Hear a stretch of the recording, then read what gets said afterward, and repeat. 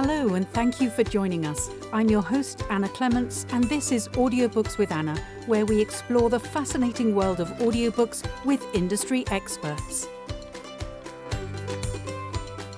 Ladies and gentlemen, thank you very much for joining us. Good afternoon, good evening, and good morning, wherever you are. We've already got questions in the chat. I'm very excited. Hilary, thank you very much for joining us. I'm thrilled to have you here. I'm aware that you were with us this time 10 months ago, and we managed to end up talking about all sorts of things that were non-Hilary Huber related. So Isn't I'm that super wonderful? excited. Super excited to have you here by yourself. On my notes, it actually says Hilary Huber on her own! Exclamation mark.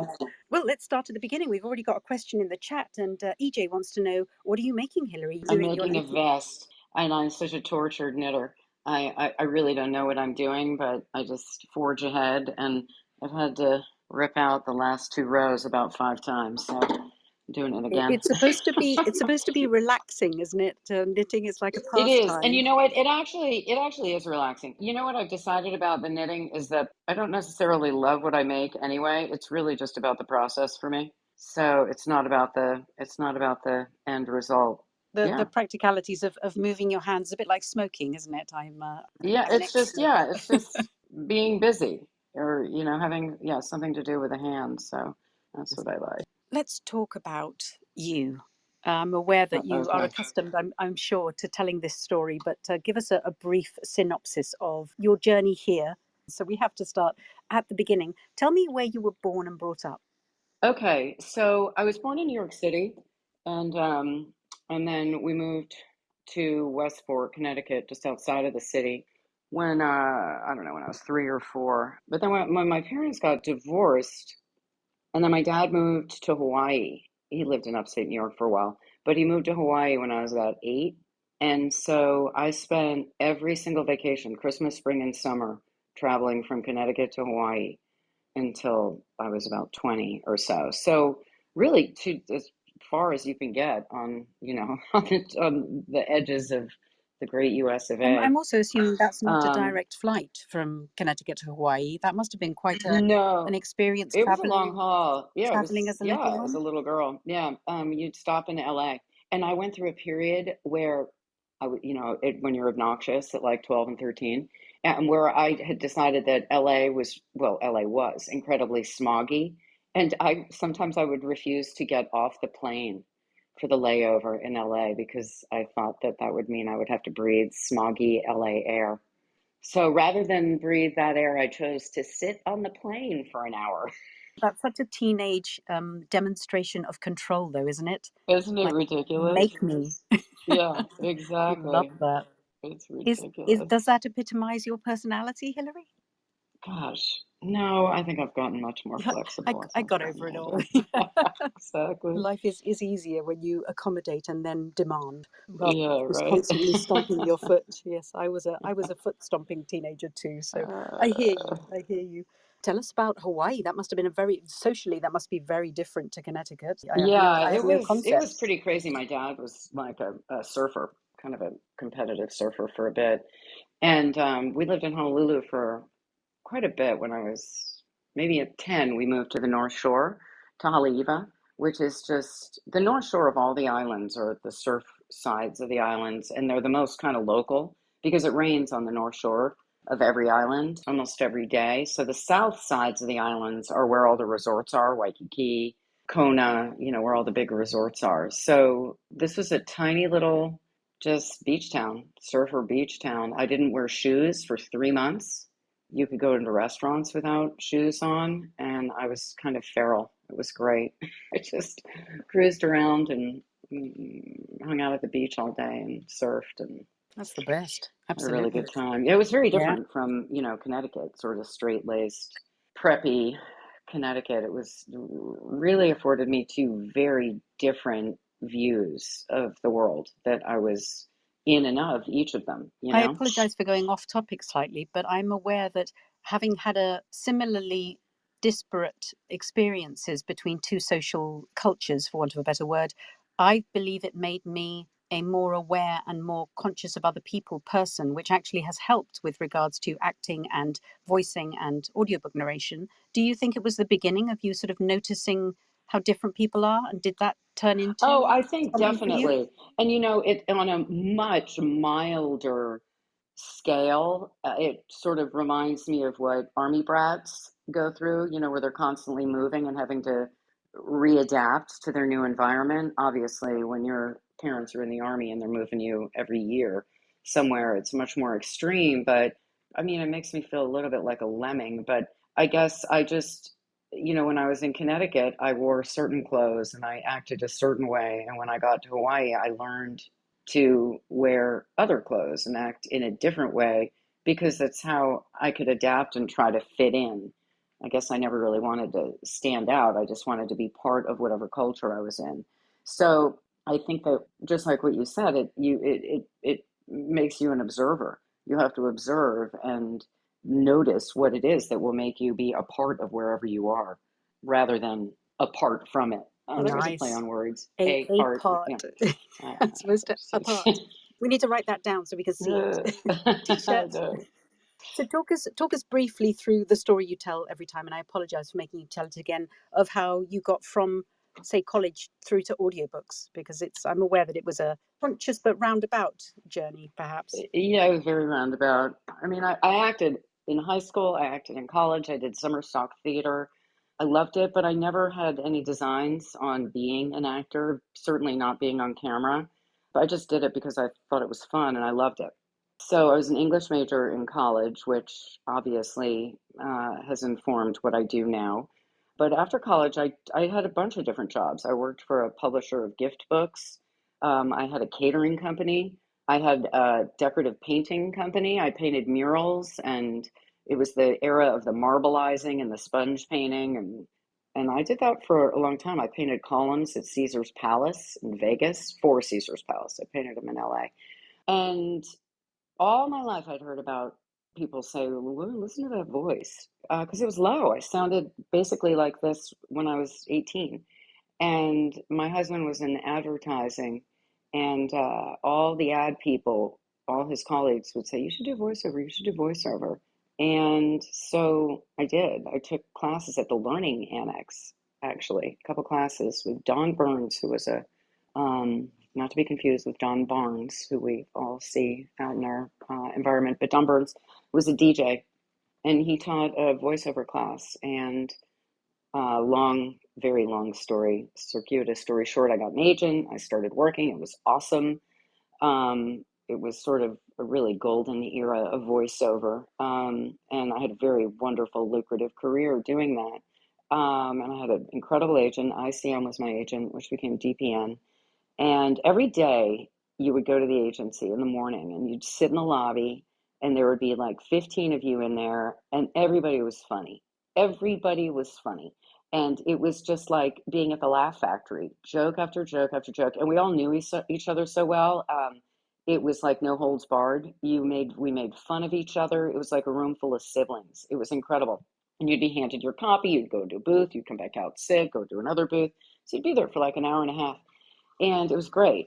But I started to notice these older women would come in the door, and you could feel the sort of palpable sense of panic rising off of them.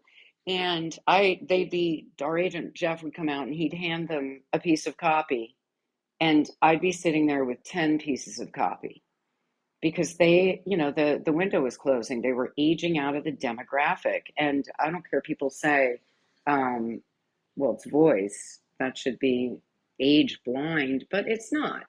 My agent wasn't going to give a 55-year-old woman a piece of copy for a 25-year-old, and that's where all the work was. That's where the demographic was. So it was a real just game-changing moment for me because they were just seeing their opportunity rather, evaporate. And I knew I had to do something. I had to have a pivot and have another egg in my basket so that that wouldn't happen to me. So I started looking at audiobooks because I figured you can do that forever. You don't age out of that work.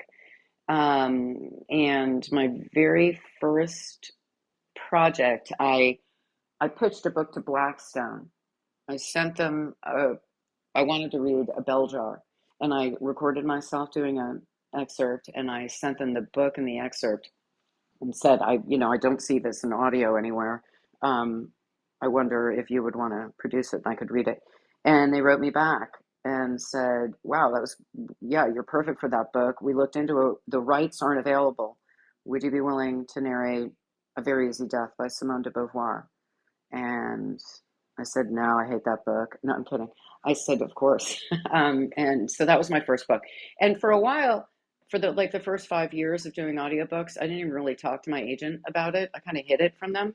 I guess I just didn't want them to think I wasn't available or that I wasn't focused on what my career path had been, which was commercials. And but then after a while, it really started to take over. And now I am that woman who has watched her opportunities evaporate in the commercial world. I mean, there are a lot of reasons for that. Age is certainly one of them, but the changing nature of commercial VO has something to do with it too. And also just shifts in style. Um, I come from a more formal era of voiceover, more announcer based, and now they kind of want you to sound like you have marbles in your mouth or you're the girl next door. Also, I came up during an era of sarcasm, to the Dennis Leary era, and my voice really lent itself for I don't know why to that sarcastic style. So I was in the right place at the right time. But now I mean, I still audition, but You were I'm channeling your teenage self, weren't you? yeah, right. That's still myself. I hate to say it. But yeah, so now it's all audiobooks all the time, and a couple commercials here and there, but nothing like it used to be. So there it Lovely. is. That's the big ugly Yeah, tale. it's a good story and a good life. I'm going to just refresh the room for anybody who's joined us since the beginning. We're here with Hilary Huber. I'm going to invite anyone and everyone to come up and chat with us. I think every time we get together, I get to know Hilary better and better. And so I find it harder and harder to ask questions. So do feel free to come up and ask us anything and chat about anything at all that you think might be relevant to having the gorgeous Hilary Huber here. Hilary, talk to me about audiobooks then. So it feels like you were around when audiobooks began and you are still at the top of your career despite all the changes. I'm just coming, sorry, this is how it appears from the outside. I don't know what it feels like on the inside, and I'm aware that it feels like there's nothing you don't know, there's nothing you haven't seen, there's nothing you haven't witnessed, there's nothing that would surprise you now. Oh Is that how God. it feels to you? No, no, not at all. No, especially the surprise me part.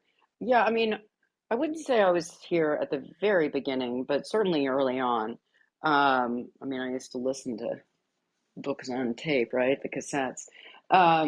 But certainly I have seen the huge shift from, paper scripts to tablets. I've seen a big shift in the way the work is done, the way the work is acquired, the presence you have to have in the industry. But I don't think that will ever make me complacent. I hope to never be complacent. I think I learn with every book I listen to. I learn ways to get better and I learn things to avoid. I'm always looking to expand my knowledge, my skill sets, certainly my outreach, my clients. I don't work for everybody all the time. As far as surprising me is concerned, I mean, AI is surprising me. So that is just, I think this is a before and after moment that we're in right now. And um, I find it terrifying. I don't think any of us are safe from that. I don't know what the answer is to it right now, other than trying to get authors to protect the art form. But we're an economic driven society, and the economics are there's a huge gap between the AI work and what we do. So I get that. I get affordability. But no, Anna, I appreciate that question a lot. I hope to never be complacent. I think there's always going to be a way for me to get better. It wasn't really, I sorry, hope. I hope it didn't sound like it was when I said you've been around forever, I didn't mean to imply that you've been around too long. It was Oh, more of a having no, having I know been it. No, I know what you meant. I having totally come know what into you the meant. industry sort of 10 years ago, and I came in as sort of ACX was getting going, and you're on all those early videos of how do we do this? How does this work? And if you're Yeah, in yeah, yeah. newsletter, And what God, do you and I look at that now, and it's like I feel like I knew nothing, you know? Absolutely. Well, So, and there are lots of changes all the time, aren't there? And I must just take you back to your comment about while you were in voiceover, how voiceover was changing from that traditional announcery voice to this millennial conversational thing. How have you found changes in audiobooks? well, I think the same thing applies to audiobooks. I think they used to be much more presentational than they are now. I mean, one of the most common things I say when I'm coaching is to sloppy it up a little bit. I don't want to hear every single consonant and vowel in the word. And I think in the beginning, I remember we would get pickups. I didn't hear the T on didn't. And I'm like, nobody talks like that. You don't say, I didn't want to go, right? So, and I think that publishers and producers certainly, obviously, have, whether they've driven it or just recognized it. I just think it's just not as presentational as it used to be. It's become much more real, the way we tell the stories. We talk the way people talk, not over enunciating. So that's a big shift, I think. And I think I mean, obvious shift is toward DEI. Those of us who have been doing this for 20 years have books that haunt us in our catalogs because audiobook narration was colorblind. Originally, it was actually gender blind. They would choose a narrator based on the sex of the author. So an early book I did was Robert Heinlein's Friday, a sci-fi book. It's first person, female perspective, and the first recording of it was recorded by a man. So we've done, those of us who've been around for a while have done books from the wrong gender, the wrong race, even religion. So I really, I hate having things that haunt me in my catalog, but I love where we are now, where the producers are paying so much attention to getting the right person for the right book. So I think that's a really positive shift. And I'm gonna say I think this was probably always the case, but I think even more now. The acting is so important. Getting the dialects right is so important. And again, I don't think that always used to be the case either. Yeah, those are the changes, I think. Just more real. Yeah, yeah. Talk to us about sorry, going back to what you said about the books that you used to get originally, genre-wise, have you found that those coming into the industry now are sort of advised to find out who they are, what they offer, and what genre they fit in within the industry. Did you find your niche early on? Did you discover what you No, liked?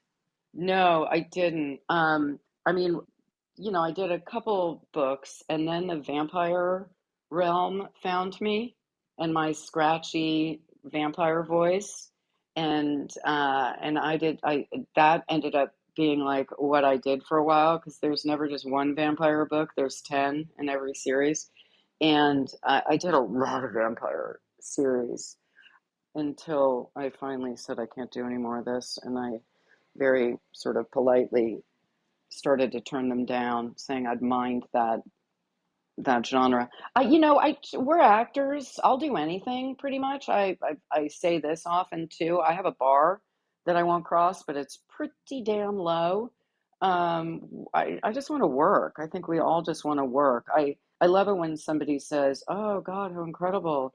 How do you choose the books you want to read?" I'm like, really? I don't necessarily choose the books. I just say, yeah, thanks, sure, I can fit that in. Every now and then I'll turn something down. But so I'd say I didn't, I think now we can all acknowledge I'm kind of known for thrillers. If there's going to be any genre that really you see by my name, it's going to be thrillers or, memoirs about serial killers or something. The dark things that are dark. But I don't think that really started happening until about 5 years ago, 5 or 7 years ago, where I all of a sudden looked at the breadth of what I'd done and thought about what I enjoyed doing And then I really started to say, oh, you know what? It's thrillers. And then I actively, since then, have tried to pursue that and get more thriller work and learn about all the thriller authors out there and try to make that what I want to focus on. Is that I don't know if you're one of the narrators who does or doesn't read in their spare time, whether you read enough during the day, but are memoirs and thrillers the sort of thing you would read if you read? No, no. That's what's really funny. And I can't even watch scary shows. Like if I see somebody sneak into somebody else's room and rifle through their drawers, I have to like put my hands over my eyes. That's what a scaredy cat I am. So I don't like scary movies. I don't like I mean I'll read some thrillers, but and I do read. But I don't know what it is that makes me want to narrate those. You know what? I think I do know what it is. I think it's control. I think that when I'm narrating something scary or something really sad or hard, you know, depressing or emotional, I have control over it. It doesn't have control over me. So that's my sort of armchair psychologist way of looking at that. I don't know if that's valid or not, but if there's any shrinks out there who can help me out, let me know. It's Yeah, valid if you say it is. I think that's the road we're going down for 2024. It's as real as you want it to be. I yeah. am really curious about your interest in the particular genres. Do you think that two questions, and I apologize for asking them both at once. Do you ever find yourself having to leave the booth because you can't quite cope with what's happening on the next page? And Um, do the oh books yeah. stay with you? Okay. So for the first question, no, I don't. Unless it's something really emotionally, like not if it's scary. I don't scare myself out of the booth. I might cry myself out of the booth. I did a co-narration with a mother and the daughter is an alcoholic, and it's told from the perspective, you know, one narrator was the mother and I was the daughter, and it went back and forth through the journey of this young teenage girl's fall from grace and the attempts by her family to, you know, bring her back from the brink. And this mother daughter now actually tour and speak together. That one was that book was incredibly emotional and had me crying a lot. So I did have to stop for that. But not I don't scare myself out of the booth. What was the second part of the question? I was curious about whether the books stay with you, either while you're narrating Oh, them or yeah, afterwards. no, no. I mean, some do. That one did. A few of them definitely do. But I'll tell you, especially with nonfiction, you know, you read some nonfiction book on a subject that you don't know anything about, and I think, oh my God, I am so skilled on the whole drone world right now. I can't even believe it. Or I know everything about how the Chinese have taken over the Loire Valley in France. And I think I'm going to be the best dinner party conversationalist ever now. Look at all these facts I have at my fingertips. And then, like a week later, it just goes away and I forget it all. And ditto with novels. I think books that I've loved and I can't even remember what they were about. And I kind of for a long time I blamed my misspent youth and, you know, all the partying I did. I thought, oh my God, you fried a bunch of brain cells and you have zero retention anymore. But I found a way to rationalize that, which is that, you know, when we're prepping these books and when we're narrating these books, we're not reading them to take the information in. We are reading them to put the information out there. So it's external facing rather than internal facing. So I'm not reading with absorption. I'm reading with performance in mind. So maybe that's why I don't retain it, or maybe it is my misspent youth. I don't really know, but that works for me, so I'm going to hang on to it. I wish I remembered more, but I don't. I mean, I've narrated a lot of books, and yeah, I forget them all. I do love the idea of narrating the book for performance, not for laying down memories. You know, we're not Yeah, studying the books, we're not no. taking exams Well, we're on not. them. Yeah, we're not sitting. Well, or just sitting there and enjoying it. I And mean, yet, we are let me enjoying ask it, but you, do you remember any of the lines from any of the shows you were in as a teenager? um, no. Oh, course not. I don't remember any of them.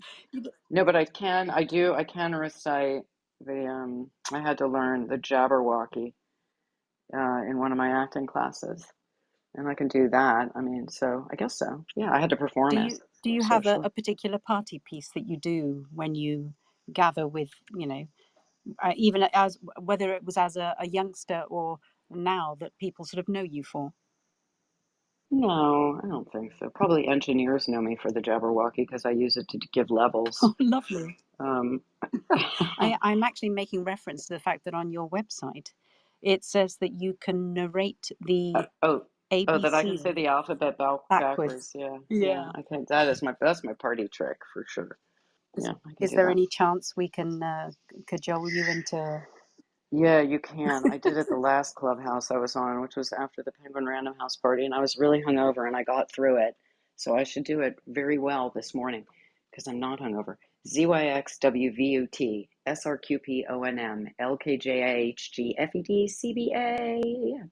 Ta-da! I learned that in fifth grade.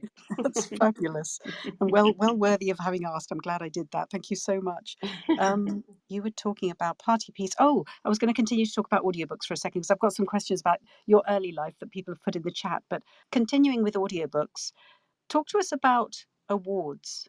What about There is them? no question. Yeah, there's no question actually. It's just I'm aware that you have many, and I wonder how you feel about them, whether any of them meant more to you than others, whether you have any strong feelings anyway about any of them. Okay, well, I mean, the not so crazy secret is that I think I have 16 Audie nominations and I've never won one. I am the Susan Lucci of Audie Awards. So how about that, Anna? Ever the bridesmaid, never the bride. That is it, Wow. right? I'm waiting for my like life achievement pathetic award. Didn't they finally have to give Susan Lucci one of those?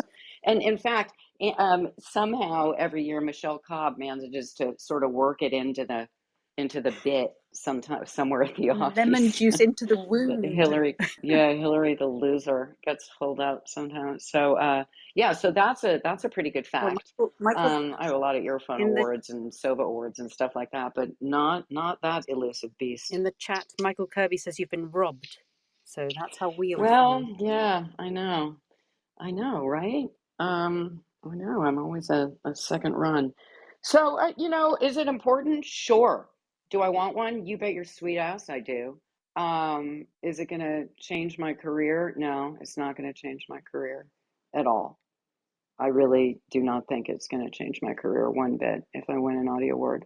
I mean, I could be wrong, but from just I don't think it's going to move the needle. But I want one on my shelf. You bet I do. But every year like this year, I look at the list. I go, ooh, I'm not sure there's any that I feel are worthy of a nomination. And obviously, those nominations are getting harder and harder to come by because it's a crowded playing field out there, and there are so many good books being done.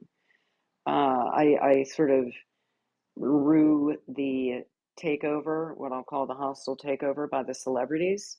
I think that has continued to make winning awards for mortals become more elusive. Certainly the big ones. Best female narrator. We don't even have that anymore. Best female, best male narrator anymore. Just best narrator. So, yeah, I don't know. Yeah, we all want one. We all want recognition. But I know that the future of my career does not lie uh, on whether I have a statue or not. I got a lot of medals. I can look at those. I gave one of them away actually. One year. What year was that? It was the last Audies before lockdown. I had 6 nominations, so I had a lot of clanging medals around my neck. And we left the venue to go to the after party, and there was a cop outside, and he's like, "What do you got around your neck?" And I gave him one. I have a picture of it somewhere. That was funny. I'll see if I can find the picture. You should post that on social media. I love that story. That's I fantastic. know it's pretty good, right? Yeah, I'll see if How I do can you feel find it. about so I have a sense as I came into the industry, the SOVAS Awards began, and I'm aware that they initially were seen as upstarts. Who do these people think they are, coming into the industry, creating their own award system? And of course, now they're very sought after, highly commended, all those things. And I'm really aware that Audiophile Magazine, which organizes and runs the Audies, are the very sought after Earphone Awards, Audies, but they have a monopoly on the award giving sector, as in very few other, it's really hard to get reviews for books. It's really hard to have people actually acknowledge the work we do. Do you Yeah. go looking for books when you do? I'm assuming that every so often you do work with independent authors who pay you an absolute fortune for your fabulousness. Do you go looking for reviews to be able to help promote books at all? And are they hard to find? Um, well, yeah, they are hard to find because there's Audiophile and there's Library Journal, really, or Ed. You can get a starred review in Library Journal, but you have to have a subscription in order to access those, to see Library Journal. And what's the other one that I can't think of? Um, so I used to save every review, and I had a whole folder of all my reviews. I mean, I read them, but I don't. No, I don't save them anymore. Well, I can always go to Audiophile and find them anyway. I mean, I put a couple little salient snippets on my website. I don't pitch, I don't really pitch authors at all, actually, Anna, so I don't use them in that regard, but I would if I were going to pitch an author. I would like to. That's a 2024 goal, is to sort of find indie thriller authors. I know they've got to be out there. It's not quite as prevalent as the romance genre as far as indie authors are concerned, but I'm sure there's some of them out there. I might go to BelcherCon. I went to Thriller Fest, but those were all pretty much publisher authors.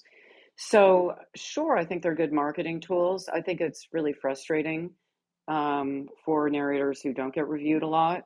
It's frustrating for me. Some of the best books don't get reviewed, and some of what I consider my sort of, I hate to use the word crappy, but I'm gonna, crappier books do get reviewed, and I'm like, what the hell? So, sure, Audiophile is the only game in town. Is it a perfect mousetrap? No, it's not. A lot of good books slip through the cracks, and I find that really frustrating. The one place I would not search for reviews, as we all know, is Audible. Those are emotional gut reviews. They're not, real reviewer reviews. So they either hate it or they love it, or they hate the story, so they think the narrator sucked. So I think those are a bummer. But I understand a need for a narrator who's not getting reviewed in Audiophile to have something.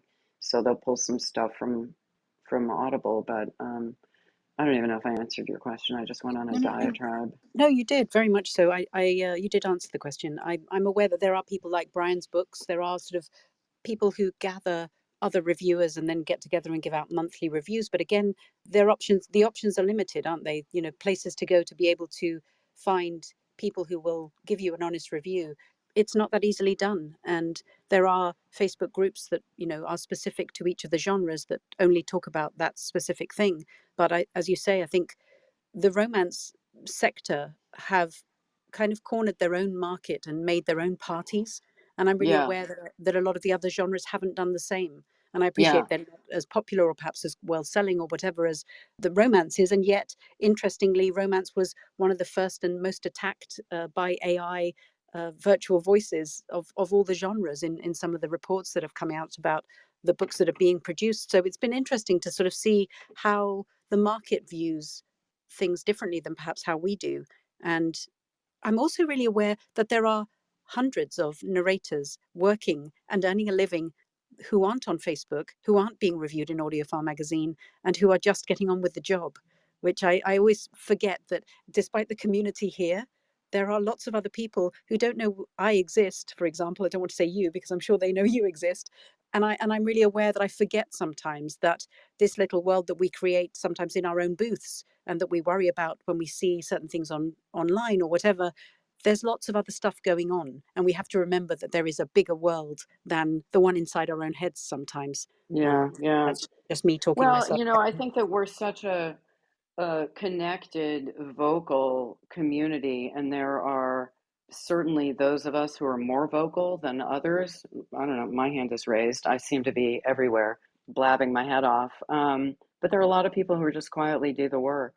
Absolutely. I mean, I notice that when I look through the reviews. I recognize every week, you get the audiophile reviews. I'll recognize 65, 70% of the names. But then there's always a handful. I'm like, who the hell's that? Who's that? Who's that? I would like to read that book. Who's that? So yeah, there are a lot of people out there just quietly doing the work, and I think that's great too. Absolutely. We recently, I was at a couple of conferences where we had producers come in and comment that actually the change that they've noticed is that authors are more vocal now about who they want to narrate their book, as if there is less of a, within the casting system, they're having Oh, totally. less options, and that Well, seems to be a change. but that's a huge change. I mean, back in the day, we were just given books. You never auditioned. They were just given to you. And one of the big changes was when you got to understand how the publishing world works, which I'm sure we all do. An author sells the rights to their book to a publisher. The publisher owns the rights, so they would turn around and sell the audio rights or produce the audiobook. They were actually selling the audio rights way back in the day. The audio rights, and the author had no idea that their book was even being made into audio. All of a sudden, they'd be like, oh my God, look at that. There's an audiobook of my book. How crazy. They had zero control over it. So, as they became more and more aware of that, they started to wrest control. And so now they'll write in their contracts, I demand say over what happens with the audiobook. So then auditions started happening. And I spoke to a lot of authors at Thriller Fest who still, even though they are involved to some degree with the production of their audiobooks, or who's going to read them at least, they still don't fully understand the control they have. Those some of them, a lot of them said, "Oh, you mean I have you read my book?" I'm like, "Yeah, all you have to do is ask." They're like, "Really?" Because for my last one, they just sent me three voices and said, "Here, pick one of these." And I said, well, you need to, I mean, probably the publishers wouldn't like me to say this because it just makes their job harder, or more complicated. But there's no reason why you can't say consider those three voices suggestions. That's great, but I would like to hear this narrator too. Can you get an audition from them? So a lot of them just didn't even know they had that opportunity, which I thought was Yeah, really interesting. I love that. Nikki Zacox, who recently won an award at SOVAS for one of her audiobooks, the author wrote on Facebook that she wasn't in the first batch of narrators that the author was sent. And the author said, I don't like any of these, send me somebody else. And they sent Yeah. her some more, and Nikki was in that second batch. So that See, there you it's go. important. You're right, for authors to actually make sure that they match with something they actually love. Yeah.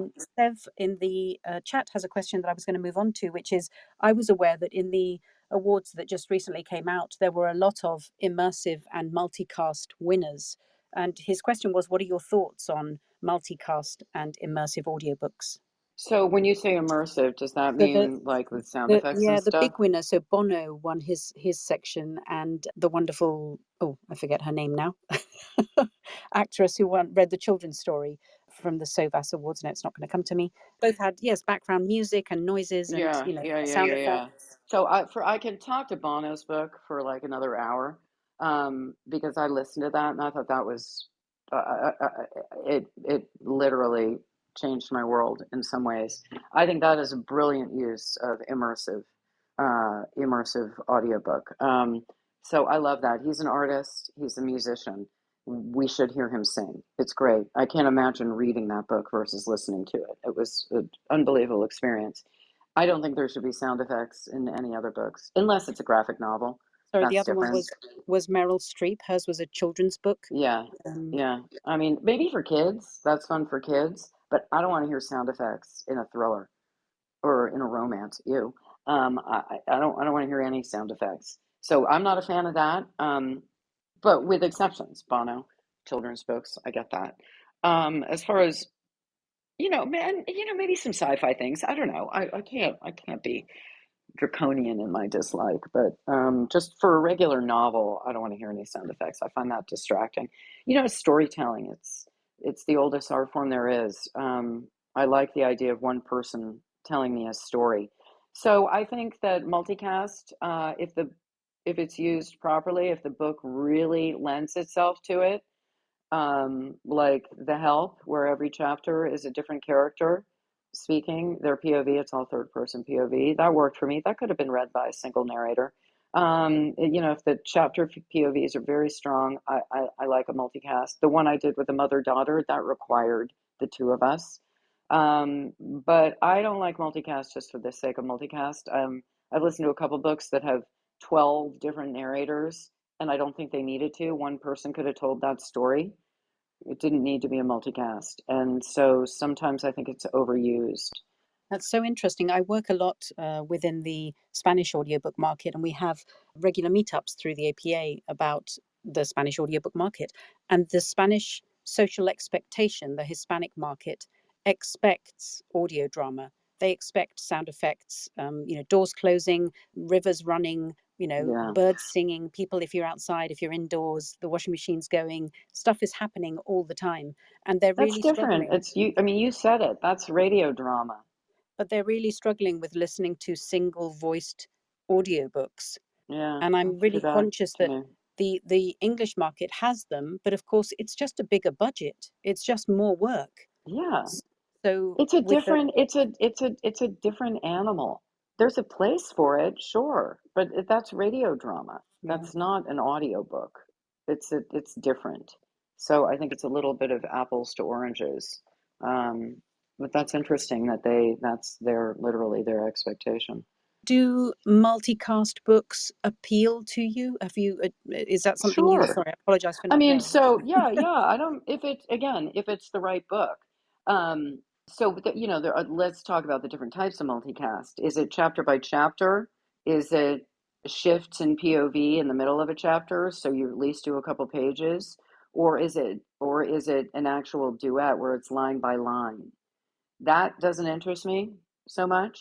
I've done it, but I I'm not as compelled by that line by line, especially because they'll seldom put all the actors in the room at the same time. If they do, I'm all in. That's really fun because you get to act with each other, but budgets don't always allow that. So they'll send me all my lines and then they'll cut them in with all of my co-narrators' lines. How can that? I just don't know how that can be seamless. How can I react to what you've said if I can't hear the inflection of how you've said it?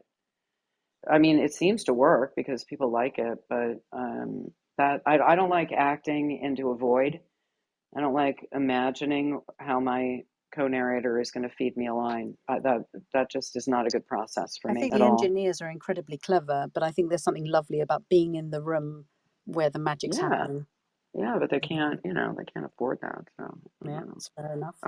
Yeah, and the other thing is like, I think it was last spring, might have been a year ago. I mean, everything's so compressed. I went through this period where all I was doing was multicast. And, I would have a third of the book. I'd have a quarter of the book. I'd have a half of the book. But I still had to read the whole damn book.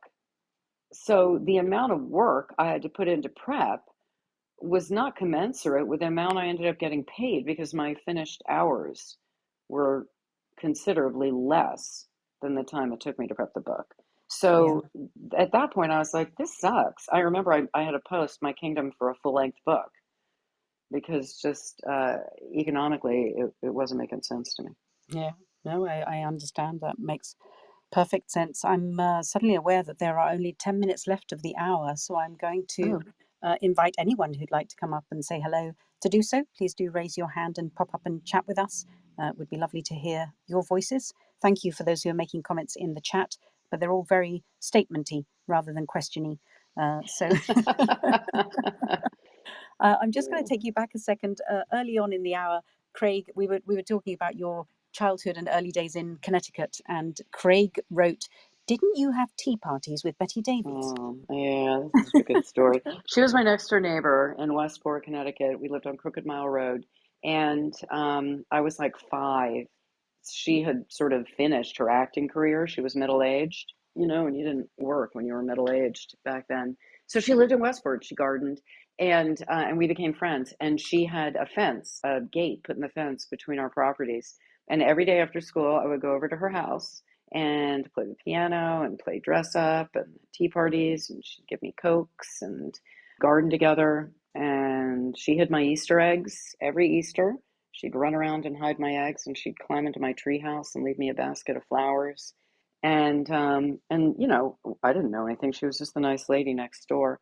And then she moved to the next town over. She moved to Weston, and my mom would bring me over to see her on the weekends. And then I went away to boarding school, and I went away to college, and I'd never even seen one of her movies. How about that? Until after I graduated from college.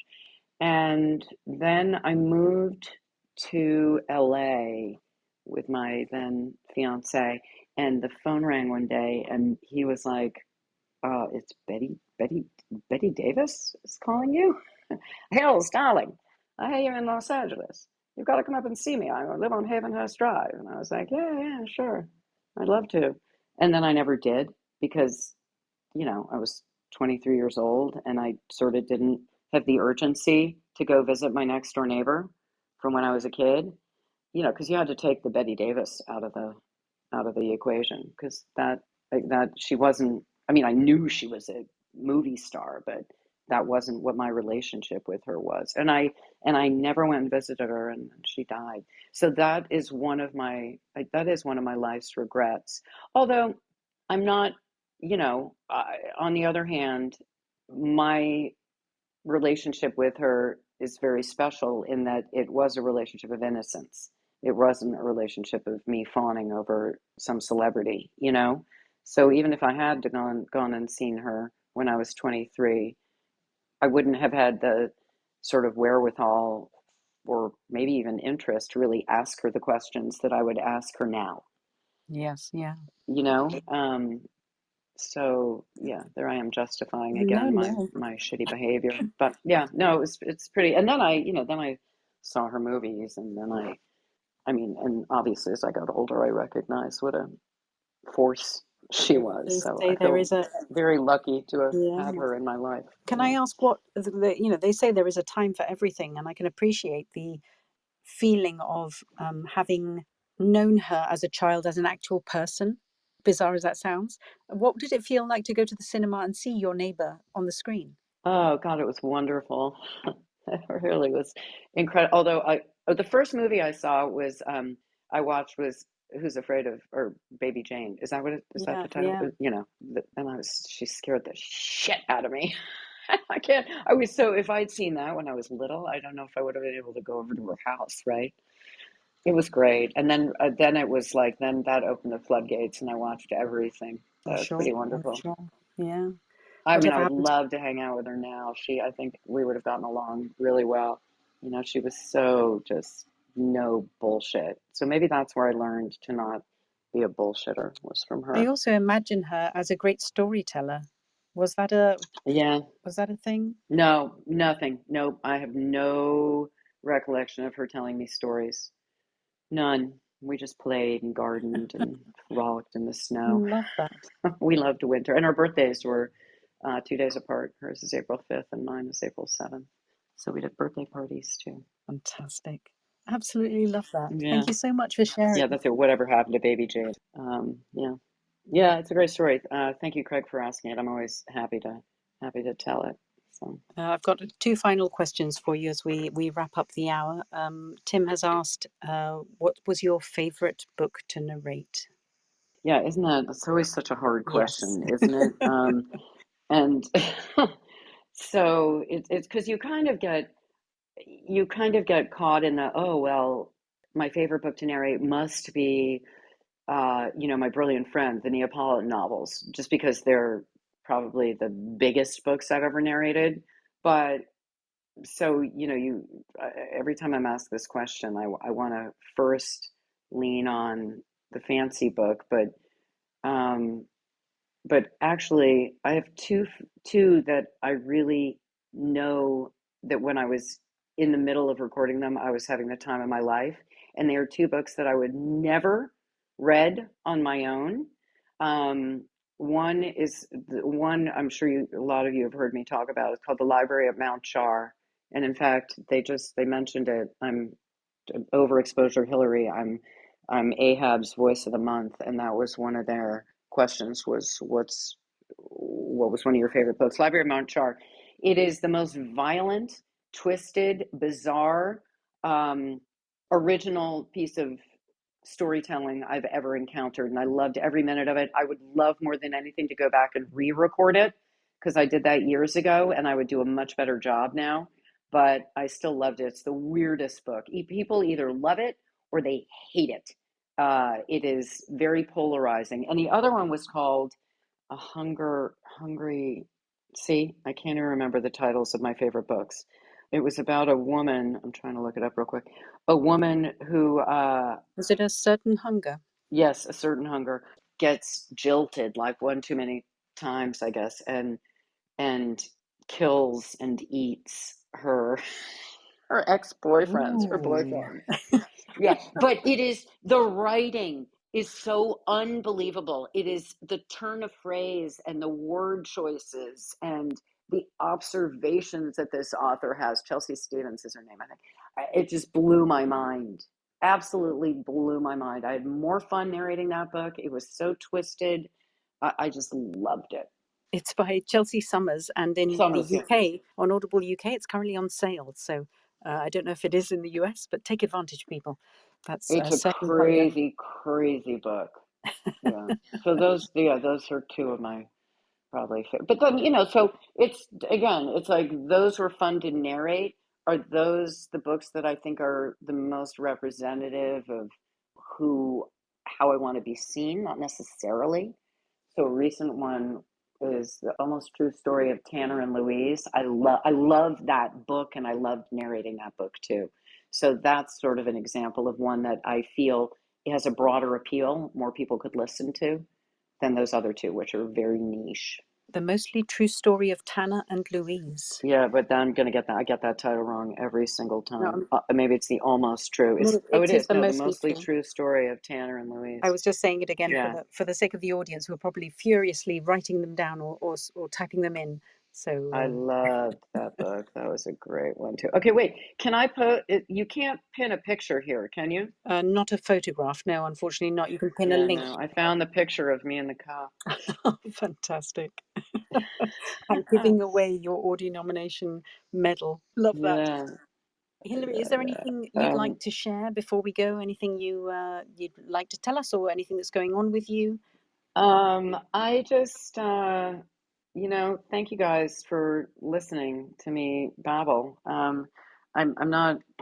I hope I don't know that I gave anything valuable, but I hope so. I hope that every time I do an interview like this, I encourage in some way and maybe teach a couple things too. I don't know that we did that so much rather than just, me, me, me, me, me. I try to be aware of that, but thank you all for listening and thank you for being, fun colleagues and for showing up. I cannot beat the drum enough about how much I love our community. It is the most friendly, supportive, kind community, and it just astounds me every day how much we can all lean on each other, and somebody's always there to sort of prop you up again. So I think that's brilliant. If anybody ever has any other questions or anything, I'm pretty easy to find. Reach out. I love to chat anytime. I guess that's all. Just thank you. Thank you for having Thank me you. back. I can't Thank you. believe you're not all sick of my stories by now. I got to come To up be with some honest, new ones. I was very, very keen to have you on and just talk about you. You can come back another day and teach us things, but I was really Okay. keen to have you and actually be able to talk to you about you because you're very good at being self-deprecating and at passing on the conversation to someone else if there are more people in the room. And I really wanted to pin you down and make you talk to us. So thank you for sharing, It's metaphorically or my whatever it pleasure. is. You ask really, you ask good questions. They're unique questions, and you made me think. So I appreciate Good. that. Well, I'm glad. Enjoy your I'm knitting. off to have now. I'm off to have oysters. It's our Christmas tradition. We go downtown. My mom, my daughter, my husband, and I. We have oysters and champagne but it's pouring rain, so we'll see how that goes. Yep, one of our Christmas traditions. Here we go. Wonderful. Well, I'm going to take advantage then to thank you. And today we talked to Hilary Huber. My takeaways? She has great stories. I could listen to you forever, Hilary. And every time I hear you even tell the same story, there's something else I pick up or some other information that comes out that just brings the story to life. So thank you very much for sharing your stories with us today. Thank you very much to everyone who joined us today. Thank you to those who contributed in the chat and for great conversation and allowing the wonderful Hilary and I to have such a lovely time here together. Do take care of yourselves, everybody. Have a wonderful week, and let's go out and be our favourite selves. Take care.